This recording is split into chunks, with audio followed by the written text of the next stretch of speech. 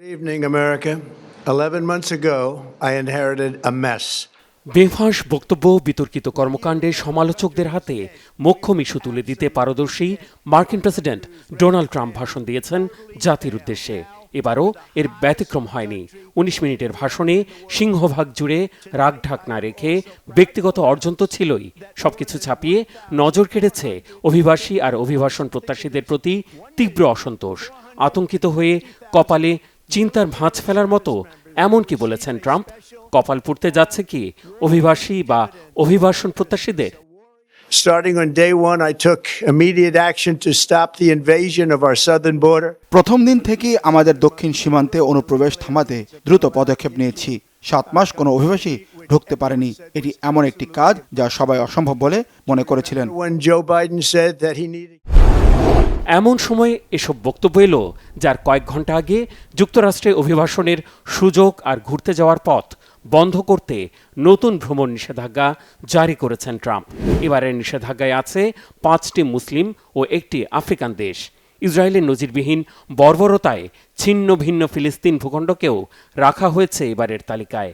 অবশ্য ফিলিস্তিনকে দেশ হিসেবে উল্লেখ করেনি ট্রাম্প প্রশাসন। এর আগে গত জুনে 19টি দেশের উপর জারি হয়েছিল মুসলিম অভিবাসন প্রত্যাশীদের ঠেকানোর কৌশলী নিষেধাজ্ঞা। তাছাড়া ক্ষমতা গ্রহণের পর থেকেই নানা ছুতায় অপমান অপদস্থ করে অভিবাসী আর অভিবাসন প্রত্যাশীদের তাড়ানোর কর্মকাণ্ড চালাচ্ছে ট্রাম্প প্রশাসন। এমনকি কয়েক যুগ ধরে যুক্তরাষ্ট্রে বসবাসকারীদেরও বের করে দেওয়ার নজির দেখেছে বিশ্ব। সব নথিপত্র গুছিয়ে দীর্ঘ যাচাই বাছাই শেষে মার্কিন নাগরিক ঘোষণার আগ মুহূর্তে বাতিলের ঘটনাও ঘটেছে। crush the dreams of the American people. অবৈধ অভিবাসীরা আমেরিকানদের চাকরি কেড়ে নিয়েছে, জরুরি সেবাদানের কক্ষগুলোতে ভিড় বাড়িয়েছে। তারা মার্কিন করদাতাদের অর্থে বিনামূল্যে স্বাস্থ্যসেবা ও শিক্ষা নিচ্ছে। Corporate lobbyists, prisoners, terror. অভিবাসীদের ওপর ক্ষোভ উগরে দেওয়াই শুধু নয়, করের অর্থে অভিবাসীরা ভাগ বসানোয় সুযোগ সুবিধা কমে যাওয়ার দিকে ইঙ্গিত করে মার্কিনীদের উস্কানি দেওয়ার চেষ্টাও হাতছাড়া করেননি ট্রাম্প।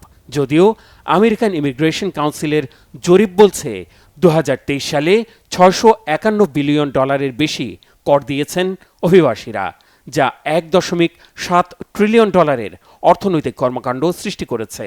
রিপাবলিকান এই নেতার দাবি, জো বাইডেনের শাসনামলে রেখে যাওয়া অরাজক অবস্থা 11 মাসে টেনে তুলেছেন।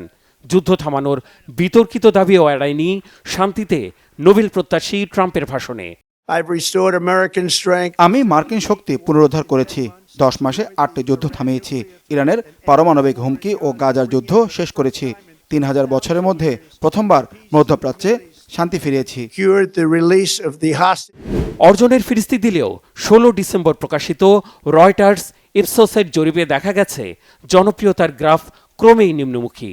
এতে দেখা গেছে ট্রাম্পের কাজকর্মে মার্কিনীদের সমর্থন মাত্র 33%, যা গত ডিসেম্বরের শুরুতে 41% আর ক্ষমতা গ্রহণের মাসে ছিল 47%। অভিবাসী দমন আর বিতাড়নে ট্রাম্প প্রশাসনের চরম আগ্রাসী পদক্ষেপ কি শুধুই মুসলিমদের টার্গেট করে? হয়তো না। এশিয়া, আফ্রিকা, মোটা দাগে অশ্বেতাঙ্গ এবং কৃষ্ণাঙ্গদের নিয়ে যে অস্বস্তি লুকাতে পারছেন না, তা ট্রাম্পের নানান বক্তব্যে প্রায়শই উঠে আসছে। কিছুদিন আগেই সোমালি সম্প্রদায় আর সেখান থেকে গিয়ে যুক্তরাষ্ট্রে বসতি স্থাপনকারীদের আবর্জনা বলেছেন শ্বেতাঙ্গদের আধিপত্য প্রতিষ্ঠার কাণ্ডারি Donald Trump. Mehrab Hussain Khan, Bangla vision, news desk.